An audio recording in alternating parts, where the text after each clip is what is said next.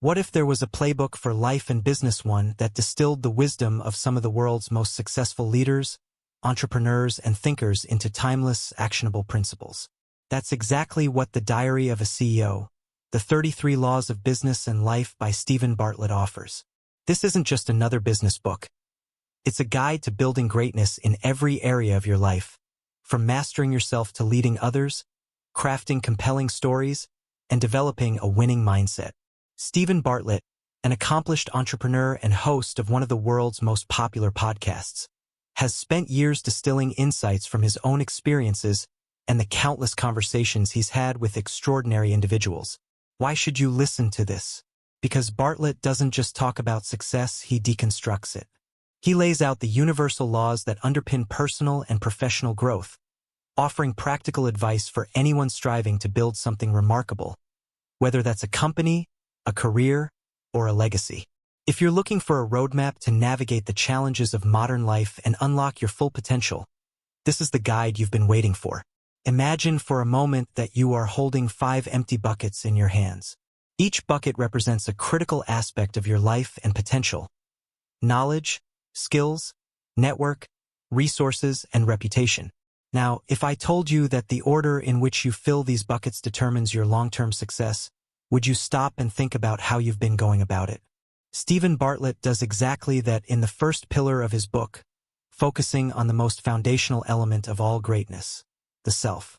He draws a simple yet profound picture of how greatness begins not with external achievements but with internal mastery.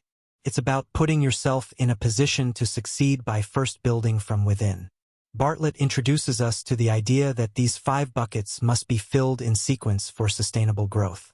Knowledge comes first, followed by skills, then network, resources, and finally reputation. He emphasizes the cascading effect this order creates: how knowledge, once applied, transforms into skills, which in turn attract meaningful connections. Those connections, or your network, unlock resources, and the combination of all these leads to a solid reputation. But here's the kicker: you can't skip steps. Bartlett shares a compelling story about a young employee who landed a dream job as a CEO with a massive paycheck and the glamour of New York City, but lacked the foundational skills and knowledge to succeed.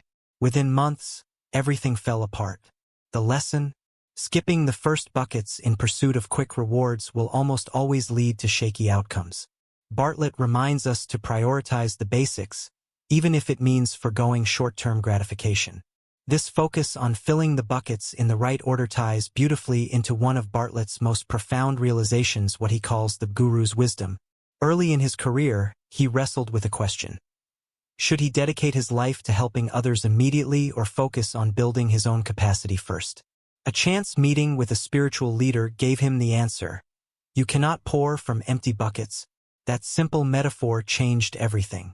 Bartlett realized that to make a lasting impact, whether in business, relationships, or the world, you must first invest in yourself. Only when your buckets are full can you pour into others' lives. This isn't selfishness, it's strategy. But self-mastery isn't just about filling buckets, it's about discipline, awareness, and control. Bartlett explains that the self is the only thing we truly have control over, and mastering it is no small task. He dives into the idea that your health, physical, mental, and emotional, is the foundation of everything else. Neglecting it is like trying to build a skyscraper on quicksand. Without self-care and self-awareness, even the most ambitious dreams can crumble under the weight of poor habits and ignored warning signs. Bartlett shares this idea through personal stories and anecdotes, showing how a solid first foundation, your health, amplifies every other aspect of your journey. Another key law Bartlett unpacks in this pillar is the power of teaching. He believes that if you want to truly master something, you must create an obligation to teach it. Think about it. When you teach someone else, you're forced to simplify, clarify, and refine your understanding. It's not just about sharing knowledge. It's about cementing your own. Bartlett credits this principle as a game changer in his own life. By committing to daily public writing and content creation, he not only built an audience but also accelerated his own growth. Teaching became a way to keep his mind sharp, his ideas clear, and his progress consistent. For Bartlett, the act of sharing knowledge was not just an obligation but a transformative tool. Of course, Self-mastery doesn't stop with personal growth, it extends into how we communicate and connect with others. Bartlett challenges us to rethink the way we handle disagreements. The instinct to jump in with, "I disagree" or "you're wrong," shuts down productive conversation faster than you can imagine. Instead, he argues, start by finding common ground. By acknowledging the parts of someone else's perspective that align with yours, you create an environment where ideas can flow and evolve. It's not about avoiding tough conversations but approaching them in a way that builds bridges rather than burning them. Bartlett shares how adopting this approach transformed his relationships, negotiations, and even business deals. It's a reminder that effective communication is as much about what you don't say as what you do. Perhaps the most intriguing insight Bartlett offers in this pillar is the idea that beliefs aren't something you choose. Yes, you heard that right, you don't choose your beliefs. They're shaped by evidence, experiences, and the narratives you've encountered throughout your life. This might sound unsettling, but Bartlett flips it into an opportunity. If beliefs can't be chosen, they can certainly be changed through exposure to new evidence and positive experiences. He illustrates this with stories of his own belief shifts, from overcoming stage fright to transforming limiting self-perceptions. The key, he explains, is to challenge those stubborn beliefs not by attacking them but by introducing new, empowering evidence. It's a process of evolution, not confrontation. As Bartlett weaves these laws together, a pattern emerges. Self-mastery is not a destination but a practice. It's about filling your buckets methodically, teaching to refine your expertise, communicating with empathy, and being open to belief shifts. These principles aren't just for CEOs or entrepreneurs, they're universal truths that apply to anyone striving for greatness, whether in their career, relationships, or personal life. In a world that often glorifies the external markers of success, money, titles, accolades, Bartlett's first pillar is a powerful reminder to start within. It's not glamorous, and it's not always easy, but the rewards are transformative. When you master yourself, you unlock the potential to master anything else. It's a journey that starts with knowledge, grows through discipline, and thrives on the willingness to continuously evolve. And, as Bartlett puts it, the height of your success will always be gauged by the depth of your self-mastery. So, where will you start? Which bucket needs your attention today? Remember, you can't pour from empty buckets. And if you're ready to fill them, Bartlett's roadmap in this first pillar is as timeless as it is transformative. Let's talk about stories. Not just the ones we read in books or watch on screens, but the ones we live, breathe, and create every single day. According to Steven Bartlett, storytelling isn't just an art. It's the ultimate weapon. In Pillar 2, he makes the bold claim that a great story can influence minds, inspire change, and shape the future more than data, facts, or even logic. And when you think about it, he's absolutely right. After all, isn't it stories, those compelling, emotional, and unforgettable narratives that have always moved humanity forward? Bartlett opens this pillar with an intriguing insight. The most absurd, seemingly impractical ideas are often the ones that define us. He shares the story of his office at Social Chain, where his team installed a giant slide, yes, a slide between floors. Was it functional? Not really, but it became iconic, a symbol of creativity and rebellion against the mundane. This kind of useless absurdity, as Bartlett calls it, isn't about practicality. It's about creating moments that stick, ideas that people remember, and a brand that stands out. In a world drowning in sameness, being different isn't just an advantage. It's survival. But being memorable doesn't mean being reckless. Bartlett warns against what he calls wallpaper. Imagine walking into a room and seeing a bland, uninspired wall of beige. It's forgettable, right? That's what happens when your ideas, presentations, or actions lack originality. He stresses the importance of being bold, even polarizing. Yes, you heard that right, polarizing. According to Bartlett, playing it safe often leads to mediocrity, while taking risks, even if they upset some people, is the key to standing out. He reminds us that every great story has its critics. If you're not making someone uncomfortable, you're probably not pushing hard enough. One of the most thought-provoking laws in this pillar is Bartlett's assertion that friction creates value. Think about the greatest stories or achievements in history. Were they born out of ease and comfort? Of course not. They were forged in the fire of challenge, resistance, and adversity. Bartlett argues that we shouldn't shy away from friction. In fact, we should embrace it. Whether it's a heated debate, a tough negotiation, or the struggle of starting something new, these moments of resistance often lead to the most innovative outcomes. Friction forces us to think deeper, work harder, and ultimately create something better. Storytelling, as Bartlett explains, is not just about what you say but how you frame it. He uses the analogy of a picture and its frame. The same image can evoke completely different emotions depending on the frame you put around it. In the world of business, this means that how you present an idea, product, or vision matters just as much, if not more, than the idea itself. A well-framed story can turn an ordinary concept into something extraordinary, something people not only believe in but champion. Another fascinating insight from this pillar is the idea of shooting for psychological moonshots first. What does that mean? Well, Bartlett suggests that before you aim to convince people with logic or facts, you need to inspire them emotionally. It's about creating a vision so bold, so compelling, that people can't help but get behind it. This is the power of storytelling in its purest form. It makes the impossible feel not only possible but inevitable. Of course, stories aren't just tools for external influence. Bartlett reminds us that the most important story we tell is the one we tell ourselves. Our internal narrative, how we frame our past, present, and future, shapes everything we do. If you see yourself as someone destined for mediocrity, that's exactly what you'll achieve. But if you rewrite your internal story to cast yourself as the hero, the innovator, the disruptor, you'll start to act in ways that align with that vision. Bartlett urges us to take control of our self-story, to be intentional about the narrative we choose to live by. And it doesn't stop there.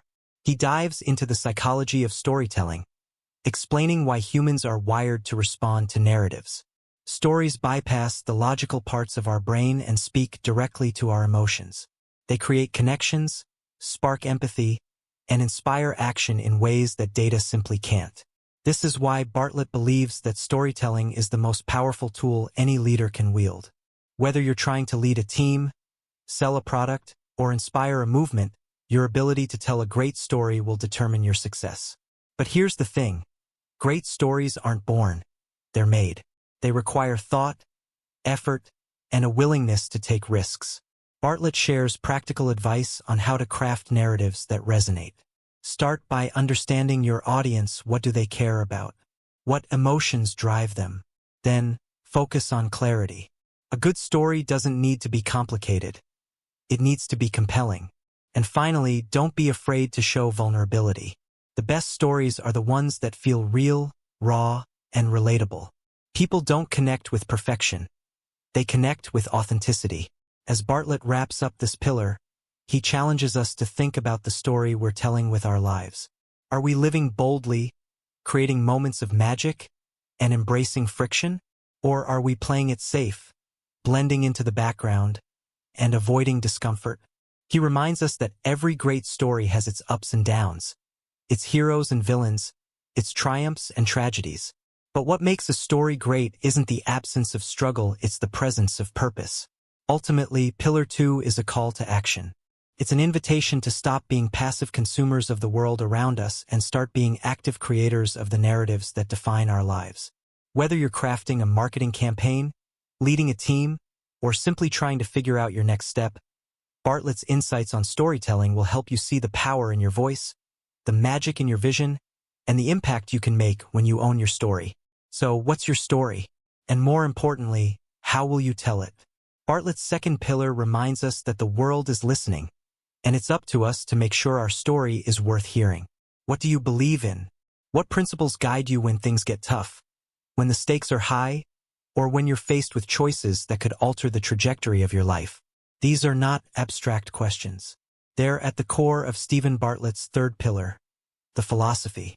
It's about the foundational beliefs and guiding principles that influence not just how you behave but who you ultimately become. Bartlett believes that without a clear personal philosophy, you're like a ship without a compass, adrift, reactive, and at the mercy of life's unpredictable currents. The first insight Bartlett offers in this pillar is simple but profound. Sweat the small stuff. While the old adage tells us not to, Bartlett flips this on its head. He explains that in business, relationships, and life, the small things compound. Tiny details, left unchecked, can snowball into massive problems. He uses the example of airplane crashes, where investigators often find that it's not one catastrophic mistake but a series of small oversights that lead to disaster. His point? Ignore the little things at your peril. Excellence, he argues, is about relentless attention to detail. It's about showing up for the seemingly insignificant moments because, over time, they're not insignificant at all. But paying attention to the details doesn't mean avoiding failure. In fact, Bartlett insists that to succeed, you must outfail the competition. It's a counterintuitive idea. Embrace failure as a critical part of the process. He shares the story of some of the most successful people he's encountered: CEOs, athletes, creatives, and how they've failed more often than most people try. Bartlett reframes failure as a feedback mechanism, a learning opportunity, and even a competitive advantage. The more you fail, the more you learn, and the faster you grow. The trick, he says, is to fail forward, to use each setback as a stepping stone to something greater. This ties into another key principle: making pressure your privilege. Bartlett acknowledges that pressure can be overwhelming, can make you freeze, second-guess yourself, or even quit. But he challenges us to see pressure differently, not as something to fear, but as a sign that we're on the edge of growth. He calls pressure a privilege because it's a clear indicator that you're doing something meaningful, something that stretches you. When you're under pressure, it means you're playing at a higher level. Bartlett reminds us that diamonds, after all, are created under immense pressure. The same is true for greatness. Bartlett then introduces what he calls the discipline equation. He breaks down discipline into three components: the value of the goal, the reward of pursuing it, and the cost of the pursuit. Essentially, discipline becomes easier when the value of your goal and the rewards of the journey outweigh the sacrifices you need to make. His advice? Reduce the friction that makes discipline hard. If you're trying to exercise, for example, set your workout clothes out the night before or pick a gym that's close to home. Small changes in your environment can make discipline feel less like a battle and more like a habit. Another cornerstone of Bartlett's philosophy is the idea that your skills are worthless without context. He explains that in today's rapidly changing world, it's not enough to be skilled, you also need to understand how your skills fit into the bigger picture. Bartlett shares examples of talented individuals who failed because they didn't adapt their skills to the evolving demands of their industry. Conversely, those who thrived were the ones who not only honed their craft but also stayed curious, adaptable, and aware of the shifting landscape around them.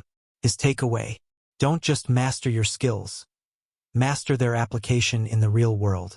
The third pillar also explores the power of negative manifestation. Now, this isn't about being pessimistic, it's about preparing for the worst so you can avoid it. Bartlett introduces the idea of premortems, where you imagine a project or goal has failed and then work backward to identify what went wrong. By anticipating potential obstacles, you can address them before they happen. This isn't just practical, it's empowering. It shifts your mindset from reacting to problems to proactively solving them. Throughout this pillar, Bartlett emphasizes that philosophy isn't just about beliefs, it's about action. Your beliefs shape your behavior, but your behavior is what defines your results. He encourages us to think deeply about the principles we live by. Are they helping us move closer to our goals, or are they holding us back? Bartlett argues that most people don't take the time to define their philosophy. They drift through life, adopting whatever beliefs they've inherited or absorbed from their environment. But if you want to achieve greatness, you have to be intentional. You have to choose your philosophy, refine it, and live by it every single day. One of the most inspiring ideas in this pillar is the notion of becoming a Plan A thinker. Bartlett believes that too many people operate with a safety net. They dabble, they hedge, they plan for failure instead of committing fully to success. A Plan A thinker, on the other hand, goes all in. They don't waste energy preparing for the fallback option because they're laser-focused on making their primary plan work. This kind of commitment, Bartlett says, creates a level of intensity and resourcefulness that's unmatched.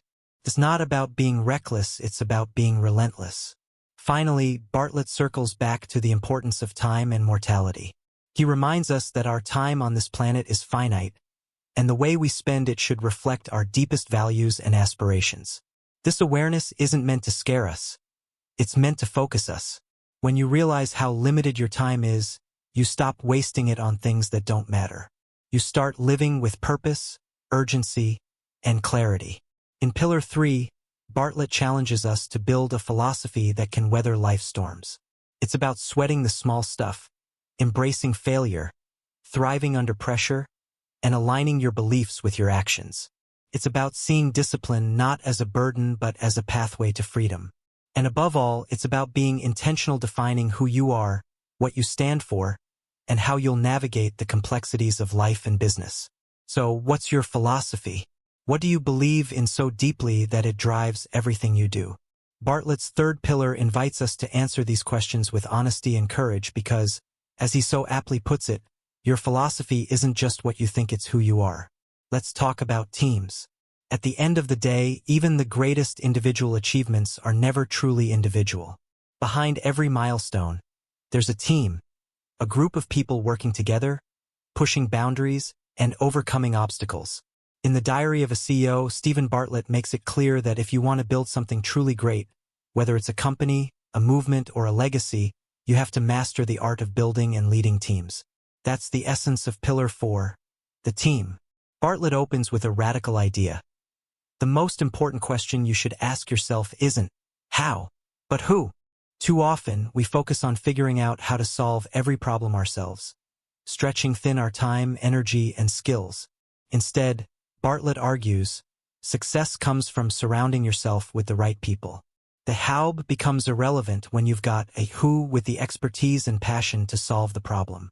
Think about it, great leaders don't do everything themselves. They find the best people for the job, empower them, and get out of their way. Bartlett calls this the most underrated leadership skill, knowing when and who to delegate to. But building a team isn't just about hiring talented individuals, it's about creating a culture that binds them together. Bartlett dives into the importance of what he calls the cult mentality. Now, this isn't as extreme as it sounds. He's not asking you to start a literal cult, but he is asking you to build a shared sense of purpose so strong that people feel like they're part of something bigger than themselves. A team driven by a collective vision will outperform one motivated purely by individual goals every time. Bartlett believes this is the secret sauce of the world's most innovative companies. It's why employees at companies like Tesla or SpaceX are willing to work insane hours. They're not just clocking in. They're on a mission. And speaking of missions, Bartlett touches on one of the most underestimated drivers of team performance: progress. He shares a fascinating insight. People aren't motivated by perfection. They're motivated by progress. When your team can see that they're moving the needle, even if it's just a little bit, their motivation skyrockets. It's the reason why small wins matter so much. Celebrate milestones, no matter how minor they may seem. Bartlett compares it to climbing a mountain. If all you focus on is the summit, the journey will feel endless. But if you take a moment to look back at how far you've climbed, you'll find the energy to keep going. Now, here's where things get interesting. Bartlett introduces a concept that may sound counterintuitive. The best leaders are inconsistent. Wait, what? Isn't consistency supposed to be a hallmark of great leadership? Bartlett argues that while consistency in values is important, consistency in behavior can actually be a hindrance. Why? Because not every team member is motivated by the same things. Some need praise and encouragement, while others thrive on direct challenges. Bartlett stresses the importance of adapting your leadership style to suit the unique needs of each individual. It's not about being a one-size-fits-all leader. It's about being the leader your team needs at any given moment. But how do you know what your team needs? Bartlett says it all comes down to one thing: listening. Truly great leaders aren't the ones who bark orders or dominate meetings. They're the ones who create space for others to speak, who make their team feel heard and valued. Bartlett shares a powerful story about a CEO who spent the first 90 days of his tenure simply listening to his employees. No big announcements, no sweeping changes, just listening. That simple act transformed the culture of the organization because people felt like their voices mattered. Bartlett reminds us that leadership isn't about having all the answers. It's about asking the right questions. And then there's the power of progress. Bartlett dives deeper into the psychology of why progress matters so much, not just for teams but for individuals as well. He shares how progress, even the tiniest bit, creates a sense of momentum that keeps people engaged. He uses the analogy of video games. Why do people keep playing? Because they're constantly rewarded with small achievements, like leveling up or unlocking new features. Bartlett urges leaders to think of their teams the same way. Make progress visible. Celebrate small wins. Show your team that they're moving forward, and they'll keep striving for more. Another cornerstone of Bartlett's philosophy on teams is the idea that learning never ends. The best teams are the ones that are constantly evolving, adapting, and growing. Bartlett encourages leaders to foster a culture of curiosity and continuous improvement. This means encouraging your team to ask questions, challenge assumptions, and never settle for the status quo. It also means creating an environment where it's okay to fail as long as you're failing forward.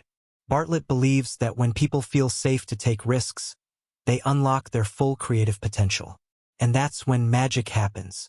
Finally, Bartlett reminds us of one undeniable truth. A team is only as strong as the people in it. This means that who you hire and who you choose not to hire is the single most important decision you'll make as a leader. Bartlett urges us to focus on more than just skills or resumes. Look for people who align with your values, who believe in your mission, and who will elevate the culture of your team. Skills can be taught, but values and attitude are non-negotiable. As Bartlett wraps up Pillar 4, he leaves us with a powerful takeaway. The best teams aren't built overnight. They're forged through trust, shared purpose, and a commitment to progress. Leading a team is not about being perfect. It's about being present. It's about showing up for your people, listening to their needs, and guiding them toward a shared vision. In Bartlett's eyes, greatness isn't achieved alone. It's a collective effort, a symphony of voices and talents working together toward something bigger than any one person.